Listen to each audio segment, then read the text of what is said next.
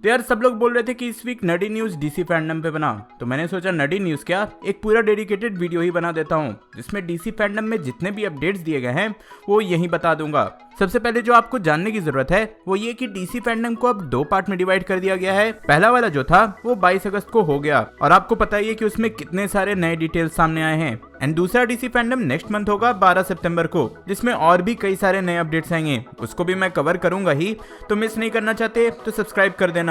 चलो बढ़ते हैं कि फर्स्ट डीसी फैंडम में क्या क्या रिवील हुआ।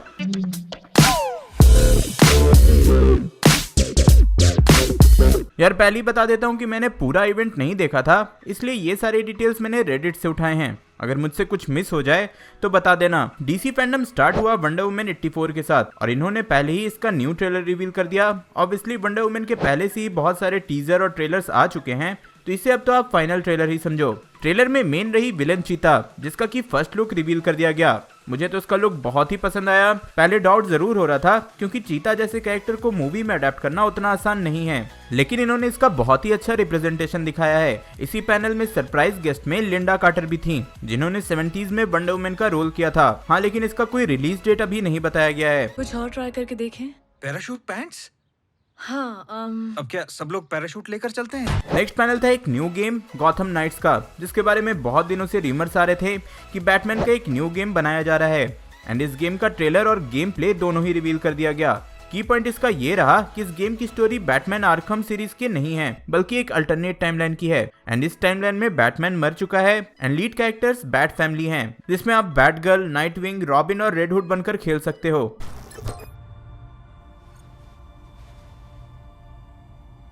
If you're watching this, I'm dead. इसके बाद मल्टीवर्स के बारे में भी बताया गया, जहां डीसी के प्रोड्यूसर्स थे। यहाँ सीधा रेफरेंस दिया गया एरोवर्स और डीसीयू में हुए क्रॉसओवर पे, जिसमें सीधा रेफरेंस दिया गया था दोनों फ्लैश के क्रॉसओवर का, और ये भी बताया गया कि और भी क्रॉसओवर्स फ्यूचर में होंगे। इसके बाद रिवील किया गया कि इन्फिनाइट अर्थ के फ्लैश के क्रॉसओवर से न सिर्फ टीवी शो पे बल्कि द फ्लैश की अपकमिंग मूवी पे भी इम्पैक्ट होगा। यहाँ पे बैटमैन के बारे में भी डिस्कस हुआ और बताया गया कि रॉबर्ट पैटिंसन का बैटमैन एक डिफरेंट यूनिवर्स का है और मल्टीवर्स के कारण ही एक ही सुपर हीरोज के डिफरेंट वर्जन एक ही साथ एग्जिस्ट करेंगे। Is this cosplay? Oh, do you want a selfie, bro? No, I'm sorry. I don't. We're not. No. I'm also the Flash. अब इतनी मल्टीवर्स की बात हुई है तो ऑब्वियसली द फ्लैश की अपकमिंग मूवी की बात इस पैनल में तो होगी ही। मल्टीवर्स को अभी तो डीसीयू में फ्लैश ही कनेक्ट करता है, तो इस मूवी के कई इंपॉर्टेंट डिटेल रिवील किए गए। सबसे पहले तो ऑब्वियसली मल्टीवर्स, देन 2 नए कॉन्सेप्ट आर्ट भी रिवील किए गए। अब यहाँ तो सबने बैटमैन को नोटिस किया ही होगा, तो आपको बता दूं कि इस मूवी में माइकल कीटन का बैटमैन रिटर्न कर रहा है। माइकल कीटन ने पिछली बार 1989 में बैटमैन का रोल किया था, अब उसे भी इस मूवी से कनेक्ट किया जा रहा है। फिर इसी के साथ द फ्लैश में ही बेन एफ्लेक का बैटमैन भी दिखने वाला है और पहले से ही रिवील कर दिया गया है कि मूवी में टाइम ट्रेवल भी दिखने को मिलेगा। तो यार मैं तो फ्लैश के लिए बहुत ज्यादा एक्साइटेड हूँ, और जिसने भी द फ्लैश पॉइंट की कॉमिक्स पढ़ी होगी वो जानता ही होगा कि इस मूवी का प्लॉट कितना ज्यादा क्रेजी हो सकता है। Silica based quartz sand fabric, न फटता है न जलता है, ये किस लिए है? वो मैं बर्फ में क्लासिकल डांस करता हूँ। क्रेजी की बात हुई है तो नेक्स्ट पैनल था द सुसाइड स्क्वाड का, जिसे कि इस बार जेम्स गन डायरेक्ट कर रहे हैं। सबसे पहले तो इसके 2 वीडियोस रिलीज किए गए, एक कास्टिंग रिवील की जिसमें रिवील हो गया कि कौन सा एक्टर कौन सा कैरेक्टर प्ले कर रहा है। फिर एक बिहाइंड द सीन का वीडियो भी आया।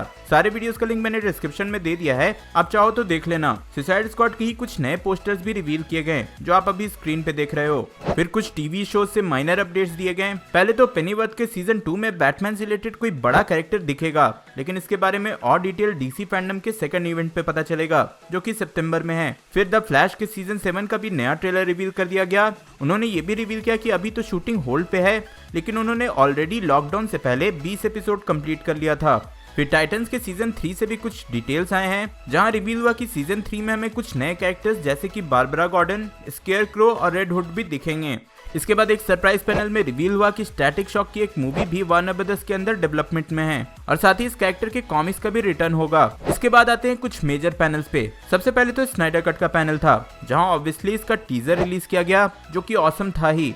फिर इससे रिलेटेड कुछ डिटेल्स बताए गए। पहले तो ऑब्वियसली HBO Max पे ये रिलीज किया जाएगा 2021 में। एग्जैक्ट डेट अभी नहीं बताया गया, लेकिन वो जल्दी रिवील कर दिया जाएगा। लेकिन ये रिवील हो गया है कि ये 4 घंटे की मूवी है और इसीलिए इसे 4 पार्ट में रिलीज कर दिया जाएगा। मतलब कि हमें 1-1 घंटे के 4 एपिसोड्स मिलेंगे। It's going to be in 4 parts, 1 hour each. So 4 hours of Justice League is coming your way. फिर कई लोग पूछ रहे थे कि इंटरनेशनल फैंस का क्या, जिनके पास HBO Max अवेलेबल नहीं है, जिसपे उन्होंने क्लियरली बोला है कि किसी को टेंशन लेने की जरूरत नहीं है, वो अभी डिस्ट्रीब्यूशन राइट्स के लिए डिस्कस कर रहे हैं। तो जैक स्नाइडर खुद बता देंगे, और जब जैक स्नाइडर बता देंगे तो मैं आप लोगों को बता दूंगा कि इंडिया में इसे कैसे देखना है। I don't care how many demons he's fought and how many hells. He's never fought us. Not us united. इसी के बाद पैनल था ब्लैक एडम का, जहां पहले तो द रॉक ने कुछ कॉन्सेप्ट आर्ट शेयर किया और इसके बाद इसका सॉर्ट ऑफ टीजर रिलीज किया गया, जहां ब्लैक एडम के ओरिजिन के बारे में बताया गया है। वैसे तो मैंने पिछले साल ही इसका ओरिजिन बता दिया था, आप चाहो तो आई बटन पे वो वीडियो देख सकते हो। यहाँ ये भी रिवील किया गया कि जस्टिस सोसाइटी ऑफ अमेरिका भी मूवी में दिखेगी, और इसी के साथ उन्होंने ये भी टीज किया कि फ्यूचर में ब्लैक एडम और सुपरमैन भी आमने सामने आएंगे। नेक्स्ट पैनल एक्वामैन 2 का था, जहाँ डायरेक्टर जेम्स वॉन और पैट्रिक विल्सन ने कुछ डिटेल रिवील किए हैं। जेम्स वॉन ने बोला कि एक्वामैन 2 में कुछ नए वर्ल्ड दिखने वाले हैं, जहाँ से मुझे लगता है कि यहाँ सी के 7 किंगडम की बात हो रही है, जहाँ दूसरे किंगडम्स को और अच्छे से एक्सप्लोर किया जाएगा, एक्सप्लेन किया जाएगा एक्वामैन 2 में। इसके बाद उन्होंने ये भी बोला कि ये मूवी पिछले मूवी से थोड़ा ज्यादा सीरियस रहेगी। साथ ही उन्होंने ऑफिशियली कंफर्म कर दिया है कि पैट्रिक विल्सन ओशियन मास्टर के रोल में एक्वामैन 2 में भी दिखेंगे। तो एक्वामैन 2 से तो बस इतने ही डिटेल्स आए। देन अगर शज़ैम 2 के पैनल पे आए तो यहाँ भी बस मूवी का टाइटल रिवील किया गया है, जो है फ्यूरी ऑफ द गॉड्स। इसके बाद ज़ैकरी लेवाई ने क्लियरली बोल दिया कि शज़ैम के लिए वो इससे ज़्यादा कुछ भी डिटेल रिवील नहीं कर सकते। एक कास्टिंग रिवील ज़रूर हुआ है, जहां एक्टर सिनबाद भी इस मूवी में एक मेजर रोल कर रहे हैं, लेकिन क्या किसी को नहीं पता। माना हम जिगरी दोस्त नहीं है, लेकिन तुम इकलौते हो जिसे दुपट्टा उड़ने वाले हीरोज के बारे में सब कुछ पता है। दुपट्टा नहीं के। फिर एक और गेम का पैनल रहा, जहां suicide squad kill the justice league का ट्रेलर रिलीज किया गया, जो कि एक ओपन वर्ल्ड गेम होगा और आप इन चारों में से किसी भी कैरेक्टर को लेकर खेल सकते हो, और टारगेट होगा जस्टिस लीग के सुपर हीरोज को मारना। तो ये एक बहुत ही इंटरेस्टिंग गेम प्ले है, और मुझे तो ट्रेलर देखने में ही इतना मजा आ गया कि क्या बोलूं। एंड सबसे लास्ट पैनल था द बैटमैन का, जहां की इसका फर्स्ट ट्रेलर रिलीज किया गया। मैट रीव्स ने रिवील किया कि इस मूवी में ब्रूस वेन को बैटमैन बने 2 साल हो चुके हैं, और मूवी की स्टोरी 2 साल के बाद की स्टार्ट होगी, जिसका मतलब है कि मूवी में एग्जैक्ट ओरिजिन देखने को हमें नहीं मिलने वाला। उन्होंने ये भी बोला कि जितने भी बैटमैन के दूसरे कैरेक्टर्स हैं, जैसे कि सेलिना काइल, कॉबलपॉट, रिडलर, ये सब अपने इनिशियल फेज में हैं। सेलिना काइल अभी तक कैट वुमेन नहीं बनी, ऑसवर्ल्ड अभी तक पेंगुइन नहीं बना, और रिडलर तो बस अभी शुरुआत कर रहा है। उन्होंने ये भी रिवील किया कि अभी बस 25 to 30% की शूटिंग कंप्लीट हुई है, और ट्रेलर उसी से बनाया गया है, एंड अभी भी 70% मूवी की शूटिंग बाकी है। तो यार 30% इतना ऑसम है, तो आप सोच ही सकते हो कि 100% में क्या होगा।